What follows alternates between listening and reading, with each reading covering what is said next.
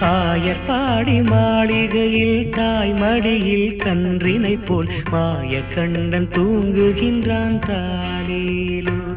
அவன் வாய் நிறைய மண்ணை உண்டு மண்டலத்தை காட்டிய பின் ஓய்வெடுத்து தூங்குகின்றான் ஆராரோ. ஓய்வெடுத்து தூங்குகின்றான் ஆராரோ.